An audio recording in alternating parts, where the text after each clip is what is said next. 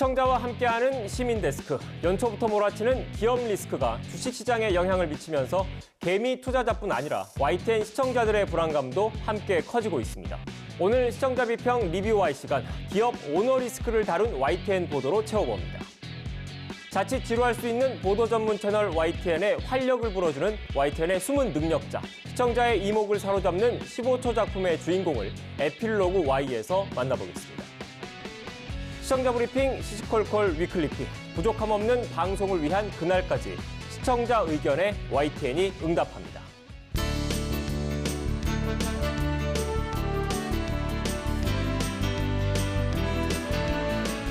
시청자 여러분 안녕하십니까? 시민데스크 강진원입니다. YTN에선 매년 새해 시작과 함께 연중 캠페인을 진행합니다. 2022년 올해는 새로운 일상, 당신 곁에 YTN으로 슬로건을 정하고 코로나19로 달라진 일상에도 변함없이 우리 곁을 지키는 친구, 동료, 그리고 가족을 조명합니다.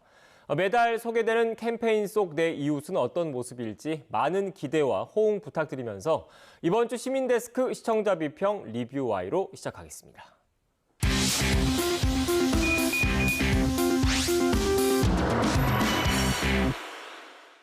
네, 세 분 안녕하십니까? 안녕하세요.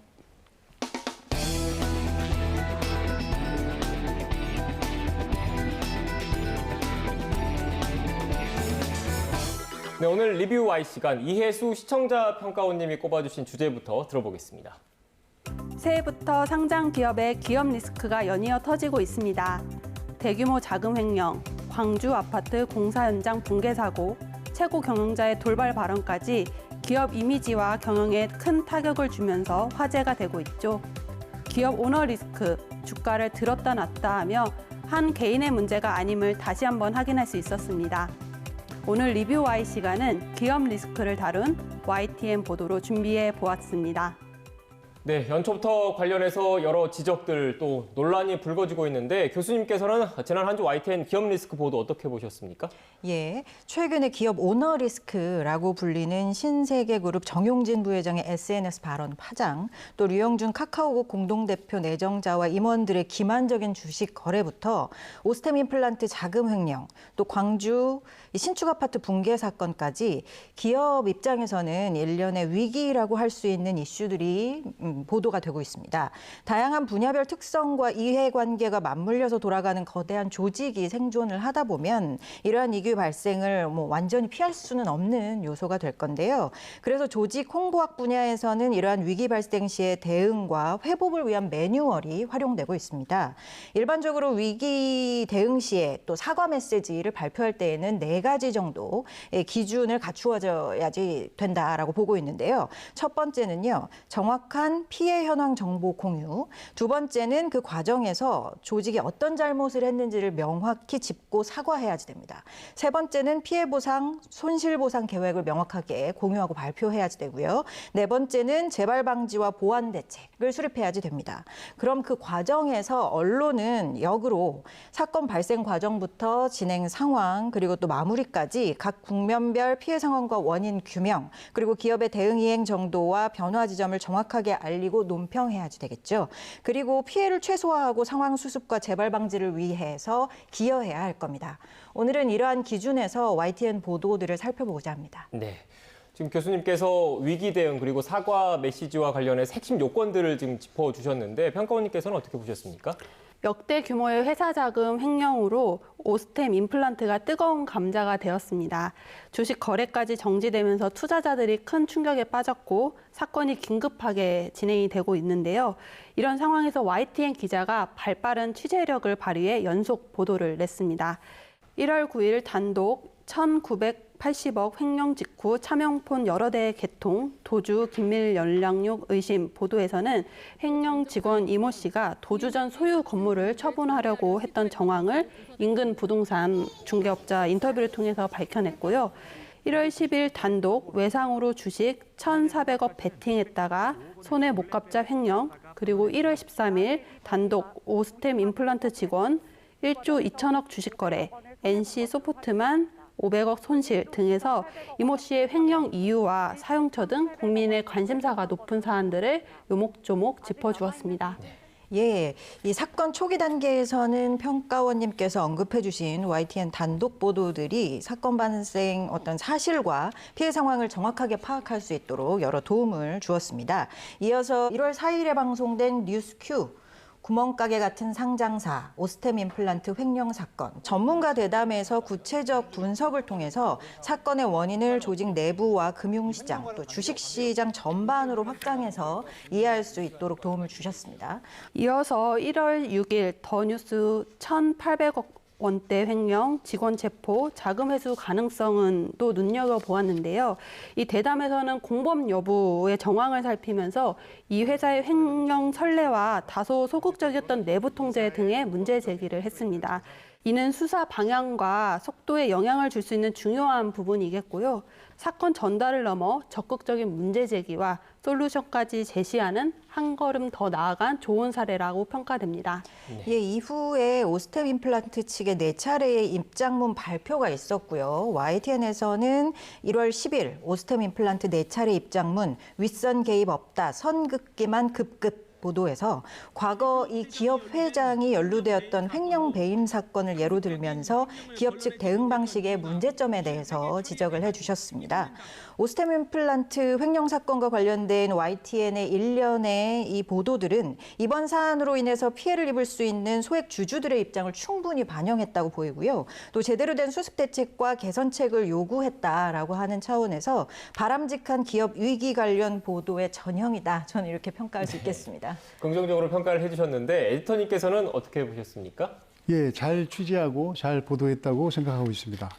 예, 오스템 임플란트 횡령 사건의 경우에는 전문가들이 이구동성으로 출연을 해서 이런 이야기를 합니다. 정상적인 회사의 정상적인 재무 시스템에서는 혼자서 그렇게 큰 액수를 횡령하기는 구조적으로 어렵다. 만약에 그렇다면 경찰의 수사 결과 발표에서도 단독 범행이 맞다면 어떻게 그 횡령이 가능했는지도 충분히 설명이 돼야 할 것이라고 생각하고요. 그리고 무엇보다 소액 주주들의 피해 부분에 대해서는 끝까지 후속 취재를 하는 것도 중요하다고 생각합니다. 네. 평가원님, 그리고 기업인의 발언이 정치권으로 또 논란이 된 경우도 있었죠? 네, 정용진 신세계그룹 부회장의 이딴 멸공 발언은 주식시장뿐만 아니라 정치권에도 영향을 미치면서 큰 화제를 모았습니다. 역시나 언론들은 정용진 부회장발 멸공 논란을 정쟁의 문제로만 풀이하는 모습을 좀 보였는데요. 그 과정에서 기업인 정치인들의 발언이나 그 인터넷에서 만들어지는 밈들을 쫓아가면서 약간 신이 난 느낌도 좀 받았습니다. 필요 이상으로 정파적인 해석을 내놓으면서 편 가르기를 부추기는 느낌도 지울 수 없었는데요. YTN도 정치권 이슈와 관련해 여러 보도를 냈지만 조금 다른 접근도 보였습니다. 1월 13일에 방송된 취재 앤 팩트, 보이콧, 바이콧, 양날의칼 총수의 SNS 활동에서 대기업 경영진의 SNS 운영과 대중과의 소통이 활발해진 시점, 그리고 원인, 그러한 행보가 가진 명암에 대해서 이 보도에서 다루어 주었고요. 1월 11일 이슈 인사이드, 오스템, 신세계, 카카오페이, 오너리스크 어디까지에서도 최근의 오너리스크 이슈를 종합하면서 기업 총수의 문제가 가져오는 여러 파장들에 조금 더 촉각을 세워 다루었습니다. 보도량보다 더 중요한 것은 보도해야 할 내용을 제대로 짚어주고 있는지 여부일 텐데 YTN은 정치 공방의 시각에서 벗어나 한국 사회에서 수시로 반복되고 있는 오너 리스크, 이 쟁점 자체에 좀 더 주목해서 다루어진 점에서 좀 높은 평가를 드리고 싶습니다. 평가원님께서 좋은 말씀 해주셔서 저는 좀 아쉬웠던 부분을 지적하고 싶은데요. 신세계그룹 정용진 부회장 관련 보도는 그 평가원님께서 지금 말씀해 주신 보도, 그거 외에는 주로 화제성 이슈 발굴 위주의 보도라서 좀 아쉬운 부분들이 있었습니다. 자극적인 헤드라인과 정치권 공방 프레임으로 이슈의 화제성을 부각한 보도들이 대표적이라고 이야기할 수 있겠습니다. 예를 들면 1월 7일 용진이 형의 아슬아슬 멸공 행보, 우려의 목소리도 라는 보도와 1월 10일 난데없는 SNS 멸공 전쟁, 정용진, 조국, 윤석열까지 확전, 같은 날 더 뉴스, 정용진이 쏘아올린 멸공의 횃불, 정치권 때 아닌 멸공 논쟁 보도입니다. 사실 저는 전공 특성상 주위에 홍보 관련 업무를 하는 사람들이 꽤 많습니다. 그래서 기업 위기, 그 중에서도 오너 리스크 관련된 이런 보도들을 접하면 가장 먼저 정말 홍보 담당자들이 힘들겠다 이런 생각을 하게 됩니다. 조금 더 솔직하게 표현을 하자면 사고 치는 사람 따로, 이거 수습하는 사람 따로구나. 라고 하는 생각을 하게 됩니다. 그리고 나서는 이로 인해서 예기치 못하게 피해를 입게 될 기업 내 노동자들과 소액 투자자들, 또 이제 시민으로서 기업에 갖게 되는 여러 가지 시각들, 그 입장에서 사안을 분석하게 됩니다. 사실 기업 가치 하락이나 주가 하락, 이것은 기업 입장에서의 표현이라고 생각합니다. 그런데 위기를 초래한 오너가 자비를 털어서 그 손실을 메우지 않는 한 그 손해는 결국 실질적으로 기업 내의 임직원이나 소액 주주들, 또 소비자 시민들과 관련 업계, 또 우리 사회가 나누어져야지 되는 짐이 되게 될 겁니다. 그런데 언론에서는 상대적 약자이자 실질적인 피해자들 입장에서의 피해 상황과 피해 최소화 방안, 또 대응 방안들이 많이 다루어지지 않아서 좀 아쉬움이 느껴졌습니다. 네, 교수님께서 사고 치는 사람 따로, 수습하는 사람 따로라고 말씀하셨는데 앞서 말씀하셨던 것처럼 주가가 떨어져서 손해본 개인 투자자들 입장에서는 사고 치는 사람 따로, 손해보는 사람도 따로다라는 비판을 제기할 수 있을 것 같은데 기업 리스크 관련해서 YTN 다른 보도들은 어땠습니까? 예, 너무 안타까운 사고였죠. 광주 화정동의 현대산업개발 아파트 공사 현장 붕괴 사고 관련 보도를 이야기하지 않을 수가 없는데요. YTN 보도에서는 사고를 대하는 기업 측 대응에 대한 날카로운 논평이 보이지 않아서 그 부분이 저는 좀 아쉬웠습니다. 1월 17일 정몽규 HDC 회장 대국민 사과, 회장직 사퇴 보도였죠. 광주 아파트 붕괴 사고와 관련해서 정몽규 회장은 대국민 사과를 통해서 사죄의 뜻으로 현대산업개발 회장직을 사퇴하겠다라고 밝혔습니다. YTN은 대국민 사과 기자회견 내용을 그대로 전달하면서 별도의 논평 없이 기자회견의 주요 내용을 짚어주는 보도를 실행하셨습니다. 그런데 정몽규 회장은 모그룹 대주주이자 회장직은 계속 유지하겠다. 네. 이렇게 이렇게 밝혔죠. 현대산업개발에 대한 실질적인 권한 행사는 계속될 것이다 라고 하는 비판을 피할 수가 없게 됐습니다. 더욱이 1월 27일부터 시행되는 중대재해처벌법을 앞두고 이것을 면하기 위한 책임 회피가 아니냐라고 하는 의혹도 제기되는 상황입니다. 사퇴는 아직 돌아오지 못하고 있는 실종자들, 그리고 해당 아파트 입주 예정자들과 향후 대책에 대해서 명확히 협의하고 약속한 후에 해도 늦지가 않습니다. 앞으로 YTN 이 보도에서 이번 붕괴 사고에 대해서 책임 있는 자세를 촉구하는 그런 보도를 이어가 주시길, 그런 논평도 해주시길 간곡하게 부탁드립니다. 네, 언론의 사회적 역할을 강하게 주문해 주셨는데 에디터님께서는 어떻게 보십니까? 말씀하신 대로 날카로운 비평 이런 것이 좀 부족해 보였다고 생각을 하고요. 관련 기사 댓글 봐도 시청자분들께서 이런 이야기를 합니다. 사퇴가 능사가 아니다. 책임을 지는 자세로 사고를 수습한 뒤에 사퇴해도 늦지 않다. 문제는 이 상황을 어떻게 수습하고 어떻게 재발 방지책을 만들어 가느냐 하는 것이다. 이런 내용들이 많았습니다. 우리 사회의 안전을 더 공고하게 하기 위해 후속 대책들이 나오는지, 특히 그 부분을 언론이, YTN이 조금 더 꼼꼼하게 챙겨봐야 할 것 같습니다. 네, 알겠습니다. 마지막으로 이것만은 꼭 명심할 수 있도록 평가원님부터 한 줄로 오늘 대담 요약해 주시죠. 본질을 꿰뚫는 보도, 관점 있는 보도, 중심 잡아야. 이번 기업 리스크 문제가 정쟁으로 번지면서 많은 언론들이 사안의 본질을 흐릴 만큼 확대 또는 축소된 해석들을 내놓았습니다.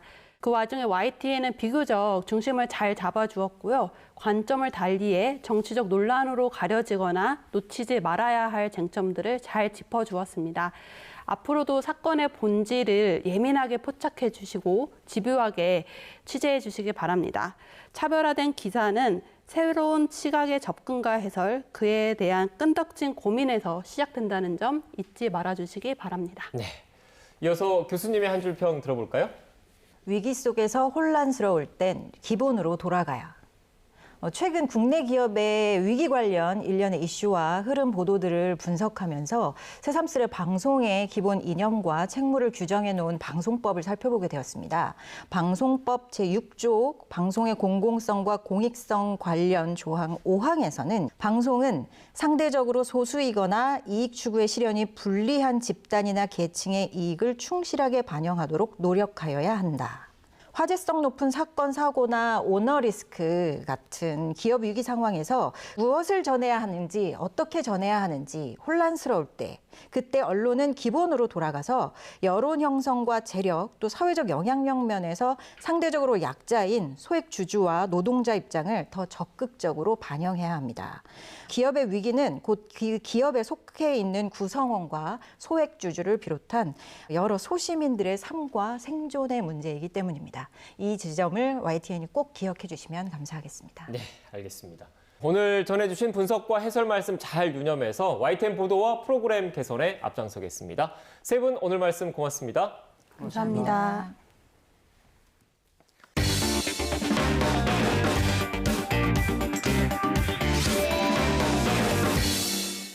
YTN 방송에선 접할 수 없는 제작 뒷이야기를 들어보는 에필로그 Y 시간입니다. 누군가에게 메시지를 전하고 싶을 때 짧은 시간 안에 강한 인상을 남기기란 쉽지 않죠. 오늘은 그 어렵다는 것을 해낸 YTN의 숨은 능력자를 만나봅니다. 간결한 영상으로 YTN의 정체성을 고스란히 담아내고 있는 한성구 PD와 함께하겠습니다. 2022년 새해를 맞이해 YTN도 새로운 어젠다와 함께 새로운 캠페인을 시작합니다. 다양한 컨셉과 아이디어로 시선을 사로잡는 영상을 만드는 주인공은 누구일까요?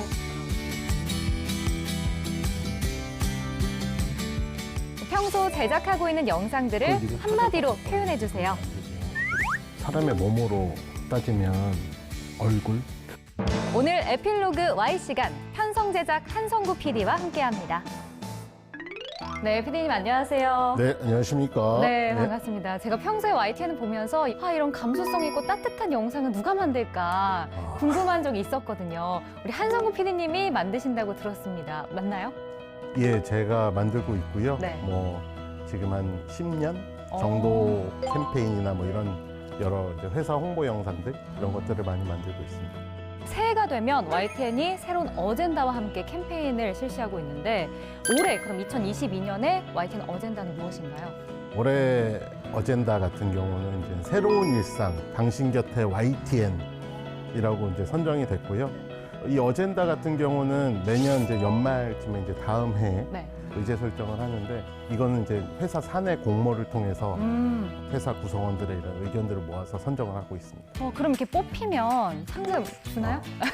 상금 네 넉넉히 드리고 있습니다.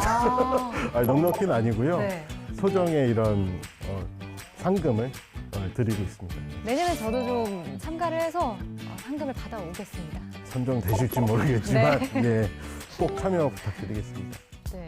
자, 올해 어젠다가 새로운 일상 당신 곁에 YTN이라고 해주셨어요. 네네. 그럼 2022년 올해 캠페인 영상을 통해서 어떤 메시지를 전달하고 싶으세요? 크게는 지금 이제 코로나19 상황이 너무 안 좋기 때문에 어려운 일상을 보내고 있는 이런 우리 국민들이 많은데 그 중에서도 이제 극복할 수 있는 메시지를 전달하는 게 조금 큰 목표고요. 네. 그 다음으로는 아동 폭력이라든지 뭐 다양한 이런 사회 문제들이 있는데 이것들을 좀 개선해 나가고자 하는 이런 메시지를 전달하는 게 네. 올해 목표입니다. 네. 저는 영상을 작년 한 해 걸 쭉 보니까 약간 중간 좀 이렇게 울컥하기도 하고 따뜻해지는 부분이 많더라고요. 혹시 이렇게 중점을 두고 뭐 제작하고 계신 게 있나요? 저의 뭐 이제 어떤 신념인데 네. 매번 이제 출연자들이 본인의 이제 일상 중에서도 귀중한 시간을 내서 이렇게 인터뷰에 응해 주시잖아요. 그래서 그분이 전하고자 하는 메시지를 최대한 정확하게 전달하고자 하는 게 가장 중점으로 제가 제작하는 데 가장 중점을 두고 있습니다. 네. 그것도 영상 찾아보니까 굉장히 많은 분들을 만나셨더라고요. 뭐 사진사 뭐도 있었고 의사 이렇게 다양한 직업을 가진 분들이 출연을 하셨어요. 그럼 올해 좀 앞으로 더 만나보고 싶은 분들이 계신가요? 어떤 특정 인물을 만나고 싶다라는 생각보다는 네. 정말 어려운 환경에서도 본인이 맡은 이런 일들을 진짜 열정을 다해서 하시는 분들이 많잖아요. 이제 그런 분들을 조금 찾아서 네, 많이 소개하고 이제 그분들을 통해서 조금 우리 사회가 따뜻하구나, 살만하구나 이런 것들을 시청자께서 이제 느낄 수 있도록 그런 분들을 뵙고 싶은 게 저희 생각입니다. 네. 그 PD님이 편성 제작 PD라고 하셨어요. 사실 이게 PD분들마다 소속이 다 달라서 헷갈리는데 어떤 역할을 좀 하고 계신 거예요? 네, 저는 편성 PD는 아니고요. 네. 편성 PD는 이제 프로그램을 편성을 하고 그다음에 이제 운영을 하는 이런 PD들이 편성 PD라고 하고, 저는 채널 아이디든 이제 회사 홍보 스팟이든 이런 것들을 좀 제작하는 PD를 편성 제작 PD 혹은 또 OAP PD라고 합니다. 그 뭐 어떤 것들 제작하셨어요? 구체적으로 영상을 좀 예를 들어서 말씀해 주신다면요? 뭐 신입사원 모집 네. 스팟, 회사에서는 아주 중요한 네. 홍보를 그렇죠. 해야 되는 그런 것들이 있고요. 그다음에 뭐 뉴스 개편, YTN이 이제 시간대 조정을 해서 네. 뭐 시청자께 이렇게 개편을 한다 이런 뭐 스팟 영상들도 제작을 했고요. 그다음에 뭐 크게는 회사 홍보 영상, 네. 뭐 잘 아실 거예요. 살아있는 뉴스, 아. 깨어있는 방송, 예, YTN, 알죠? 네. 예, 이런 것들을 많이 제작을 했습니다. 네. 예, 예. 지금 말씀하신 이 영상들을 좀 생각해 보면 다른 회사들도 물론 만들고 있지만 좀 차별화를 두다 보면 아이디어 싸움 치열할 것 같아요. 어디서 영감을 얻고 하시나요? 과거 제가 이제 광고를 했었어요. 그런데 이제 거기서 트레이닝을 받다 보니 짤막한 이런 광고 영상이든 이런 스팟들은 하나의 이미지를 통해서 파생해서 이제 연결해 나가거든요. 네. 그래서 저 같은 경우는 이미지 사이트에서 하나 이제 그 어떻게 보면 컨셉이죠. 컨셉을 찾는 그런 작업들을 예, 항상 합니다. 지금 PD님이 만들고 계신 영상들이 일반 다른 방송 프로그램하고 좀 차이가 있잖아요. 만드시면서 그 고충들은 없으세요? 네, 고충 참 많습니다. 네. 뭐 고충이라고 할보다는 워낙 짧은 영상들을 제작을 하다 보니까 그 짧은 시간 안에 모든 구성들도 있어야 하고 그다음에 이거를 보는 시청자께서도 공감을 느끼셔야 되잖아요. 네. 그래서 그 안에 메시지를 담기라는 게 참 쉽지 않은 작업인 것 같아요. 저희 PD 같이 일하는 PD가 꼭 여기서 이름을 얘기해달라고 해서 아, 네. 김선용 PD와 같이 제가 같이 지금 고민을 많이 하고 있고요. 정말 많은 영상들을 지금까지 만드셨을 텐데 또 기억에 남는 그런 영상이 있었을 것 같아요. 2019년에 뉴스 개편을 할 때 뉴스 앵커들 옆으로 밑으로 수어, 한국 수어 하시는 네. 선생님들이 있잖아요. 그쵸. 크로마에. 네. 근데 그분을 앵커석에 앉히고 앵커들이 이 작은 크로마 서로 반대 역할을 한 거네요. 그래서 약간 역발상이죠. 근데 그 당시에 사내 이제 구성원들한테도 너무 좋다. 이런 컨셉 너무 좋다. 뭐 이런 얘기들도 많이 듣고 또 하나는 제가 2011년에 입사를 했는데 11년 말에서 12년 초에 학교 폭력이 엄청나게 심각한 이런 사회 문제로 대두되고 있었어요. 네. 그때 저희 YTN에서 연간 기획으로 해서 1년 동안 이 학교폭력 근절 캠페인이라는 것을 기획을 했고 14편, 한 달에 한 편 조금 넘게 네. 예, 제작을 해서 그때 이제 당시에 서울지방경찰청에서 감사장도 받고 제 자랑 아유, 하셔도 됩니다. 네. 예, 하여튼 뭐 그런 부분에 있어서 그게 그나마 조금 기억에 남는 그럼 2022년 올해 우리 PD님이 만들고 싶은 영상이라든지 목표가 있으신지도 궁금한데요. 올해 목표라기보다는 지금 미디어 환경적인 얘기가 될 것 같아요. 그러니까 지금 워낙 뉴미디어 시대에 방송국에서 공급하기보다는 수용자들이 직접 재생산하고 만드는 이런 시대인데 그런 환경에서 봤을 때 조금 독특한 재밌는 영상들을 이게 많이 찾아볼 수 있는 이런 영상들을 많이 만들고 싶은 게 저희 목표고요.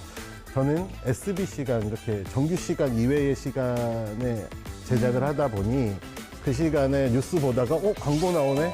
많이 이렇게 이탈을 다른 채널로 많이 이렇게 가시는데 그때 제가 YTN을 지금도 많이 사랑해 주시고 있지만 앞으로 더 사랑받을 수 있도록 그런 것들을 만들고 또 개발해 나가고자 하는 게 제 목표입니다. 예. 네, 알겠습니다. 오늘 PD님 이야기를 들어보니까 만들고 계신 영상들이 YTN의 정체성을 좀 나타내지 않나라는 생각이 들었어요. 올해 2022년에도 시청자들의 눈길을 사로잡는 그런 재밌고 따뜻한 영상 만들어지기를 기대해 보겠습니다. 오늘 함께해 주셔서 고맙습니다. 네, 감사합니다.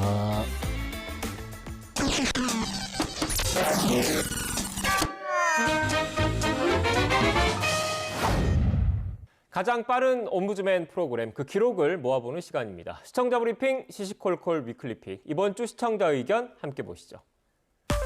법원의 판결에 따라 학원과 백화점 등에 대한 방역 패스가 풀리긴 했지만 여전히 어디는 되고 안 되는지 헷갈리시죠? 꼭 필요하다, 지나치다. 방역 패스와 백신을 둘러싼 시청자들의 목소리를 들어보겠습니다. 저게 천은민 교수가 왜 방송에 자꾸 나옵니까? 백신 국민보고 맞으라고 매 권하고 지는 한 번 맞고 말고 지가 지금 코로나에 대해서 언급할 수 있는 자격이 되나요? 이에 대해 천은미 교수는 1차 접종만 받은 이유를 방송에 출연해 해명한 바 있습니다. 저는 원래가 항생제 알러지가 있었고 그래서 한 10여 년 전에 신종플루가 유행할 때 이제 백신 접종 후에 후유증이 좀 심각했었고요. 결심을 하고 주사를 맞았었고 네, 그런 상태에서 지금 제가 말씀드린 많은 분들이 겪고 있는 부작용이 다 나타났었습니다. 그렇지만 이런 이 자리를 빌어서 어쨌거나 의료인으로서 제가 접종을 완료하지 못한 거에 대해서는 너무 송구하게 생각을 하고요. 현재 정부가 시행하고 있는 방역 패스는 1차 접종 후 심각한 이상 반응을 겪은 사람에 대해서는 예외를 인정하고 있습니다. YTN의 방침도 마찬가지입니다. 천 교수는 계속 방송에 출연하고 있습니다. 너무 기본권 침해고 또 여러 가지 신체 자유 침해고 침해가 많습니다. 정부가 그렇게 생각해 주신다면은 지하철이라든가 이 대중교통은 어찌 안 하는지 방역 패스는 필요 없는 것입니다. 건강상의 이유로 백신을 부득이 접종하지 못하는 사람과 다른 이유로 백신을 거부하는 사람은 구분되어야 된다고 생각합니다. 백신 거부의 권리를 주장하려면 그에 따르는 경제적 책임과 그런 의무도 같이 져야 된다고 생각합니다. 모두 일리 있는 의견입니다. 방역 패스를 둘러싼 찬반 입장을 충분히 이해하고 있습니다. YTN은 사회적 갈등을 부추기기보다는 화합하고 현재의 위기에 효율적으로 대처하기 위해 다양한 목소리에 귀 기울이겠습니다. 뉴스를 하다 보면 정치인 이름을 줄여서 표기할 때가 종종 있습니다. 자막으로 이름 석자를 다 넣을 경우 내용을 쓰기가 부족할 때 그렇습니다. 그런데 대선 후보 이름 표기를 한자든 한글이든 일관되게 통일했으면 좋겠다. 또 한자 표기를 잘못하는 경우도 있다는 모니터단 지적이 있었습니다. 2월 14일 모니터 보고서입니다. 이브닝 뉴스에 대선 후보 이름을 한자로 줄여서 표기하다 잘못 표시한 경우입니다. 이재명 후보와 윤석열 후보를 줄여서 한자로만 성을 표시했고 심상정 후보를 표시하는 심자를 마음심자로 잘못 표기했는데 이것은 자막 실수입니다. 1월 17일 모니터 보고서도 보겠습니다. 나흘 만에 일정 재개, 안일화 못 들어봤나? 여기서는 심상정 후보와 안철수 후보의 성을 한글로 표시했습니다. 그런데 또 같은 시간대 뉴스에서 서울 40만 호 신규 공급, 강원서 금강산 관광 재개 이렇게 한자로 전달돼 이름 표기를 줄여서 쓸 때 통일된 기준이 필요해 보인다고 평했습니다. 그러나 모니터단 의견대로 정치인 이름을 줄여서 표기할 때 일괄적으로 한글이나 한자로 통일하기는 쉽지 않습니다. 발언 주체와 내용을 함께 전달할 때는 성만 한자로 쓰는 것이 가독성 면에서 더 좋을 때가 있기 때문입니다. 유튜건 보도국장도 일단 후보의 이름을 모두 입력할 때는 한글로 표기하도록 하고 있지만 다만 성만 입력해야 하는 상황에서는 가독성을 고려해 불가피하게 한자로 표기할 수밖에 없다고 설명했습니다. 한글과 한자 사용 문제는 방송 언어의 오랜 숙제인 것 같습니다. 시청자들에게 어떤 것이 더 편하고 유용한가를 더 깊이 고민하고 생각하겠습니다. 체육 전문가로서 마라톤이나 육상 경기는 다 세계 신기록 뉴 레코드라고 하고, 그다음에 피겨라든가 체조 이런 데는 세계 최고 기록 베스트 레코드라고 합니다. 지금 현재 YTN에 방송을 하는 거 보니까 피겨에 세계 신기록 경신 실패 이렇게 나왔는데, 세계 신기록이 아니고 세계 최고 기록 실패라고 이렇게 표현하는 것이 마땅합니다. 시민데스크는 시청자 여러분의 고민과 질문으로 채워집니다. YTN 방송에 대한 다양한 의견들 홈페이지와 전화를 통해 남겨주시고요. 저는 다음 주 더 유익한 내용으로 돌아오겠습니다. 시청해주신 여러분 고맙습니다.